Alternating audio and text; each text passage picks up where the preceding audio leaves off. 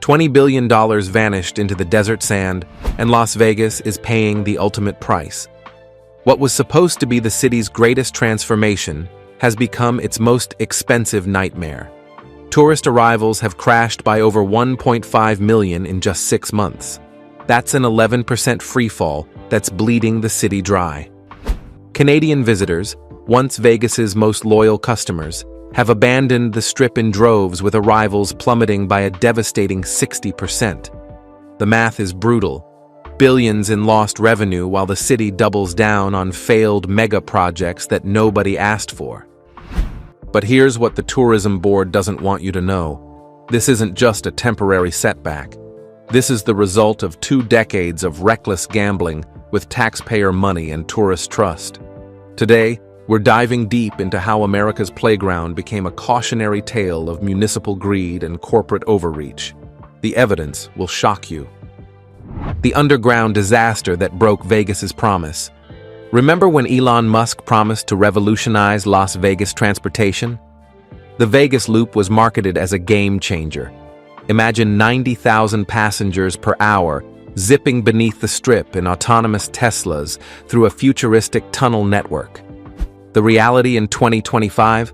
A transportation joke that moves barely 3,000 people daily. Here's the kicker. Every single Tesla in the system still requires a human driver. The revolutionary underground network consists of 8 cramped stations where tourists bake in the Nevada sun for 20-minute waits, only to experience a 90-second ride that's slower than walking the Strip above ground. Social media is ruthless. Paid $15 for a taxi ride in a basement, reads one viral tweet with 2.3 million views. The project consumed hundreds of millions in development costs while delivering a fraction of promised capacity. Local transportation officials privately admit the system can't handle peak tourist loads, forcing visitors back to surface streets that were already overcrowded. What should have been Vegas's transportation salvation became another expensive monument to overhyped promises. But the Loop disaster is just the beginning. The real story lies in how Vegas leadership keeps doubling down on spectacle while ignoring basic infrastructure that tourists actually need. Standing like a blue glass tombstone on the Strip, the Fontainebleau Las Vegas spent over 15 years as America's most expensive abandoned building. This wasn't just another construction delay. This was a $3 billion disaster that became the symbol of Vegas's broken promise machine. Construction stopped dead in 2009 when the financial crisis hit, leaving a 67-story skeleton that mocked every visitor for more than a decade. The building sat empty, while ownership changed hands multiple times. Original developer Jeffrey Soffer lost everything to bankruptcy. Billionaire Carl Icahn swooped in, held the property as a distressed asset, then flipped it years later for massive profits without ever opening a single room. Inside the tower, escalators led nowhere. Luxury marble gathered dust in empty lobbies. The debt pile grew larger than the building itself, over $2 billion owed to creditors, with lawsuits stacking higher than the unfinished floors above. Each new owner promised grand reopening dates that never came. The psychological impact was devastating. Every failed timeline announcement eroded public trust in Vegas development promises. Tourism marketing had to work around the giant question mark dominating the skyline. The tower finally opened in 2023, but only after burning through an additional $1 billion in renovation costs and losing 15 years of potential revenue. Local economists calculate the total opportunity cost at over $5 billion when factoring in lost jobs, missed tax revenue, and damaged investor confidence. The Fontainebleau's empty years proved that Vegas's biggest gamble wasn't happening inside the casinos. It was happening in the boardrooms where city leaders kept betting on projects too big to succeed. The Las Vegas monorail should have been the crown jewel of Sin City's transportation network. Instead, it became a $650 million lesson in how not to build urban transit. Opened in 2004 with massive fanfare, the system promised seamless travel between major casinos and the convention center. Within months, technical failures plagued the line. Trains broke down during peak convention periods, stranding thousands of business travelers. The sleek cars that were supposed to run every few minutes often sat idle for hours, while technicians scrambled to fix software glitches and mechanical problems. By 2005, ridership numbers were so far below projections that bankruptcy became inevitable. The monorail's route design revealed the fundamental flaw. It connected casinos to each other instead of serving the airport or downtown areas where tourists actually needed transportation. Visitors had to walk significant distances from hotels to reach stations, defeating the convenience factor entirely. Many tourists discovered it was faster to walk the strip than wait for the unreliable monorail service. Financial documents show the system never reached 40% of projected ridership.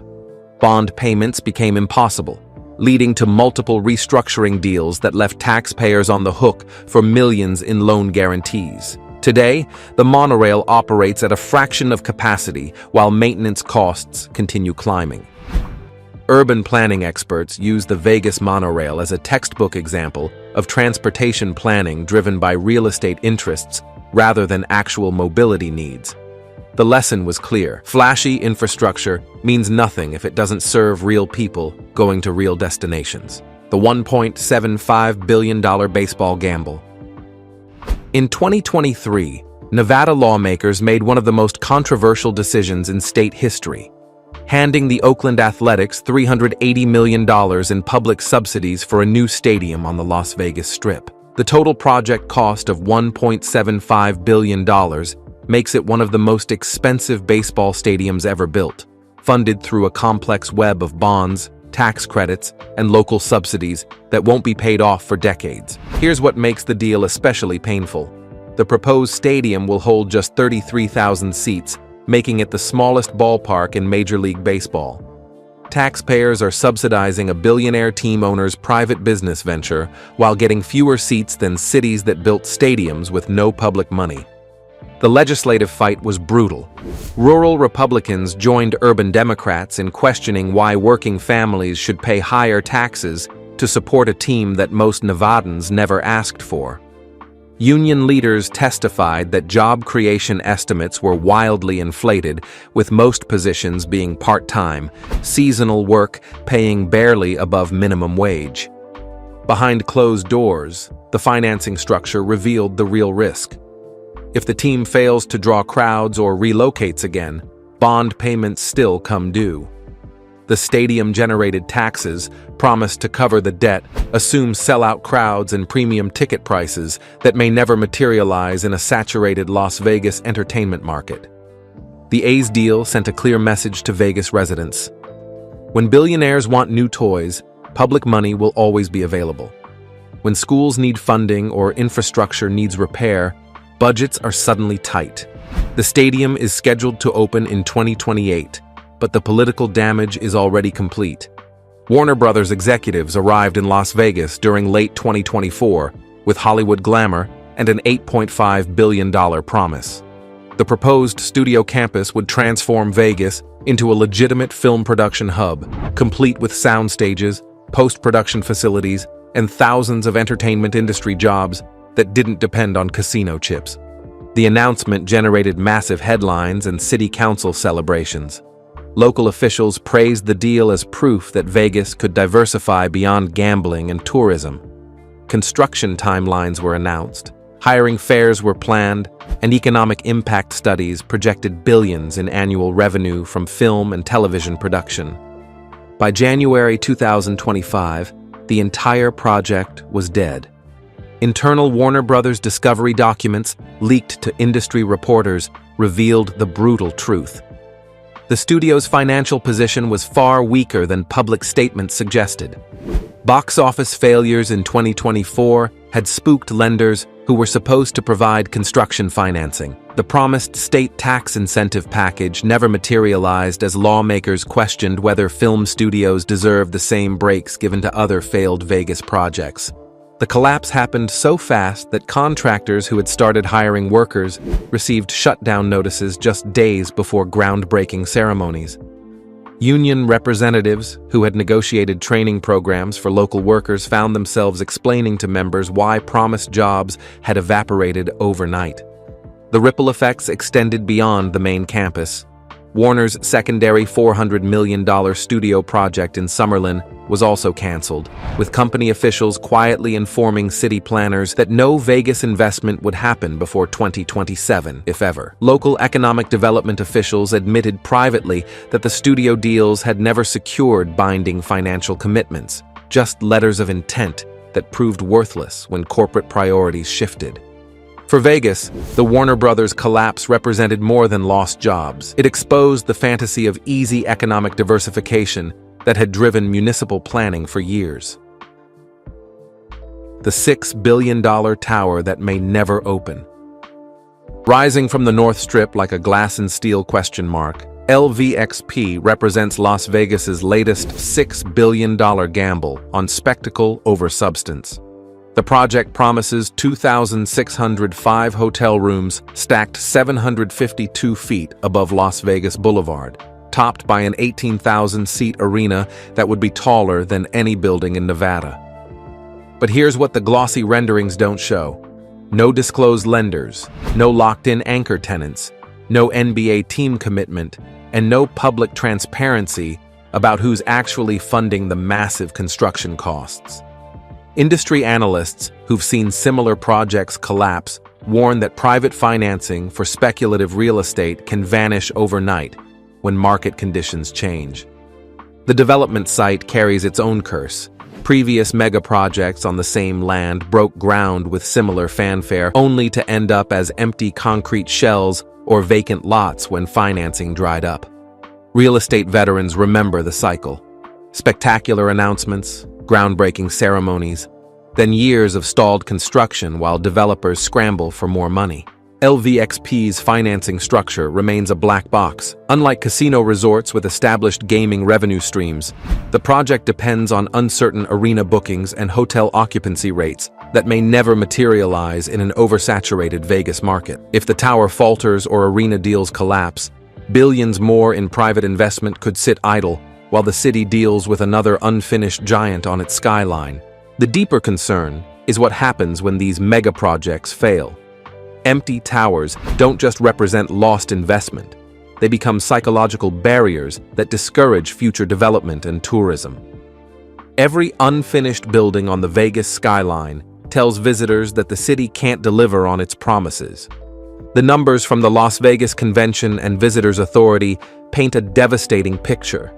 In the first 6 months of 2025, visitor arrivals plummeted by 1.5 million compared to the previous year.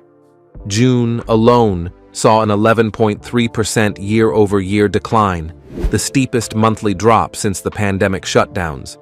But the raw numbers only tell part of the story. The collapse in Canadian tourism represents an existential threat to Vegas's economic model. Canadians historically made up nearly 1/3 of all international visitors, spending an estimated $3.6 billion annually on hotels, entertainment, and gaming. Now, Canadian arrivals have crashed between 25% and 60% depending on the season. Travel agents in Toronto and Vancouver report a wave of cancellations when total trip costs exceed 1,800 Canadian dollars for a weekend. Once resort fees, taxes, and incidental charges are calculated, Vegas is no longer competitive with all-inclusive resorts in Mexico or domestic casino destinations in Montreal and Niagara Falls.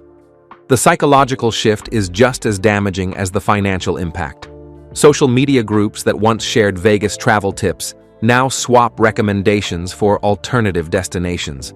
Facebook communities with names like Canadian Vegas Alternatives have grown to over 50,000 members sharing cost comparisons and trip reports from everywhere except Nevada. Mayor Shelley Berkeley's public pleas for Canadians to return have only highlighted how desperate the situation has become.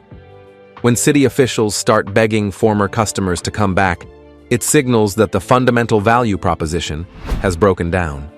The mayor's spring press conference admission that "we can't afford to lose them" was a rare moment of official honesty about Vegas's financial dependence on international tourism. Local business leaders privately acknowledge that the missing 1.5 million tourists represent more than just a seasonal fluctuation. This is a structural shift in how travelers perceive Las Vegas' value compared to competing destinations. As the losses mount, the pressure builds to find new revenue sources or face deeper service cuts that could accelerate the downward spiral. Walking through major strip casinos after midnight reveals the harsh reality behind Vegas's glittering facade. Gaming floors that once pulsed with energy now echo with empty space and unused equipment. Blackjack tables sit covered in dust covers. Slot machine rows stretch with more vacant seats than players.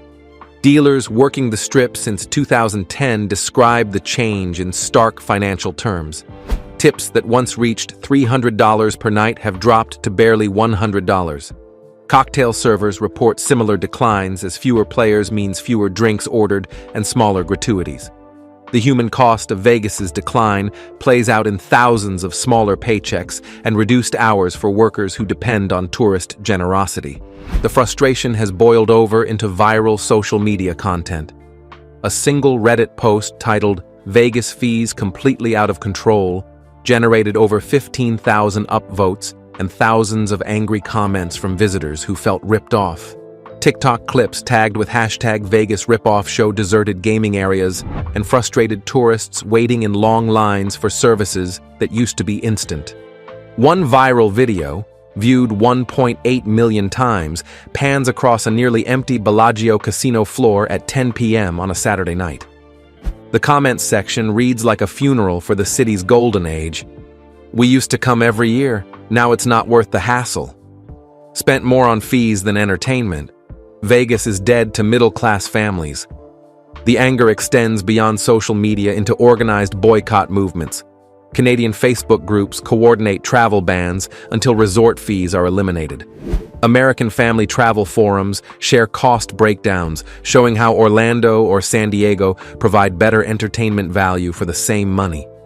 For workers on the front lines, the change feels personal and permanent. A dealer hired after the pandemic reflects the mood. "I thought I was joining the party. Instead, I'm watching it die." The bright lights still flash, but beneath them, a growing chorus of frustration signals that Vegas's fundamental promise to visitors has been broken. The psychological impact extends beyond sticker shock. Visitors feel deceived when advertised room rates double after fees and taxes are added. The bait-and-switch pricing model destroys trust and creates negative word-of-mouth that spreads through social networks and travel communities. Budget-conscious travelers have responded by abandoning Vegas entirely. Travel agents report surging bookings for Mexican all-inclusives and domestic casino destinations as families redirect vacation spending to places that deliver transparent pricing and genuine value. The exodus represents more than lost revenue. It signals the collapse of Vegas's core promise to provide affordable entertainment for ordinary Americans. The data tells a story of mass migration away from Las Vegas toward destinations that still remember how to treat middle-class travelers with respect. Travel booking platforms show explosive growth in Mexican all-inclusive resort reservations from Canadian cities that once fed steady streams of visitors to the Strip. Montreal's casino resorts report 40% increases in bookings from Ontario and Western provinces as Canadians choose domestic gaming options over expensive Vegas trips. The math is simple. A weekend in Montreal costs less than a single night at a mid-tier Vegas hotel after fees and taxes. American families are making similar calculations. Travel forums overflow with cost comparisons, showing how Orlando theme parks, San Diego beaches, or Arizona golf resorts provide more entertainment value than Las Vegas. A family from Ohio shared their detailed spreadsheet. After calculating resort fees, parking charges, and meal costs, they canceled their Vegas booking and spent the money on a Disney World vacation instead. The psychological shift goes beyond economics. Vegas once represented accessible luxury where working families could taste the high life for a weekend. Now it feels like a rigged game where only high rollers get genuine value. Social media groups that once shared Vegas travel tips have pivoted to promoting alternative destinations that respect budget-conscious travelers. Canadian travel bloggers with significant social media followings have organized formal boycotts, urging readers to avoid Vegas until resort fees are eliminated and value is restored. These influencers collectively reach hundreds of thousands of potential visitors who now receive constant messaging about Vegas alternatives.